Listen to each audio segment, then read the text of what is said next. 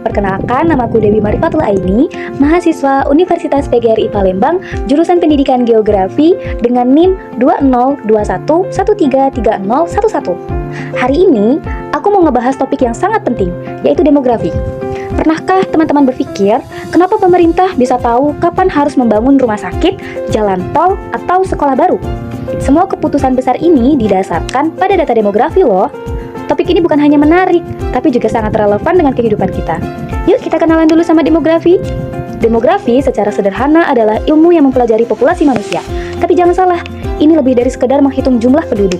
Demografi membahas komposisi, distribusi, dan bahkan perubahan dalam populasi. Misalnya kita bisa tahu tren pertumbuhan populasi atau persebaran penduduk dari kota ke desa. Ruang lingkupnya luas, mulai dari jumlah penduduk hingga faktor-faktor seperti pendidikan dan pekerjaan. Adapun sejarah perkembangan demografi. Kalau kita lihat sejarahnya, demografi sudah ada sejak peradaban kuno. Data penduduk awalnya digunakan untuk tujuan pajak atau militer. Tapi seiring waktu, fokusnya berkembang. Sekarang, demografi menjadi alat penting untuk merencanakan pembangunan, menilai kualitas hidup, dan bahkan memprediksi kebutuhan masa depan, seperti energi atau pangan. Selanjutnya, ada metode pengumpulan data kependudukan. Data demografi dihasilkan dari berbagai metode. Ada sensus penduduk yang biasanya dilakukan setiap 10 tahun dan melibatkan seluruh penduduk. Lalu ada survei penduduk, lebih cepat dan spesifik seperti untuk mengukur tingkat kemiskinan. Dan terakhir ada registrasi penduduk yang mencatat peristiwa yang penting seperti kelahiran, kematian secara berkelanjutan. Masing-masing metode ini saling melengkapi dan memiliki peran unik untuk menghasilkan data yang akurat. Pada slide selanjutnya, ada komponen dasar demografi. Demografi memiliki 3 komponen utama. Yang pertama ada fertilitas atau tingkat kelahiran, memberikan gambaran tentang regenerasi populasi. Yang kedua ada mortalitas, menunjukkan kondisi kesehatan masyarakat seperti angka harapan hidup. Ketiga ada mobilitas, yaitu perpindahan penduduk, baik migrasi dalam negeri maupun internasional.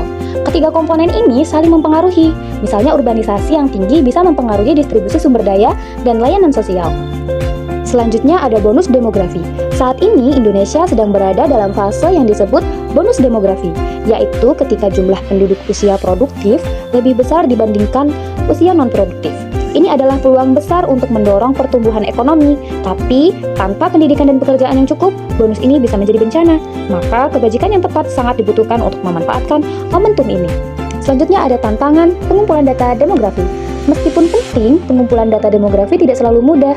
Tantangan utamanya adalah keakuratan data, terutama di daerah terpencil. Selain itu, terkadang ada resistensi dari masyarakat dalam memberikan informasi, misalnya karena kurangnya paham tentang pentingnya data ini. Oleh karena itu, edukasi dan teknologi menjadi solusi untuk meningkatkan kualitas pengumpulan data. Selanjutnya, ada aplikasi data demografi. Data demografi digunakan di berbagai sektor. Dalam perencanaan pembangunan, data ini membantu menentukan lokasi fasilitas umum. Untuk kebajikan ekonomi, seperti menentukan upah, minimum, atau program subsidi.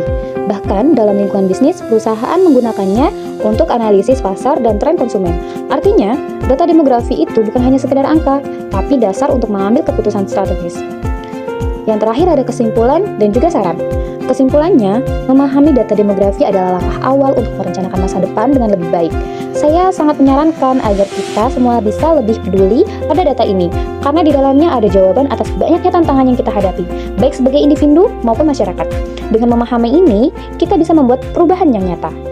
Sekian dari saya, terima kasih.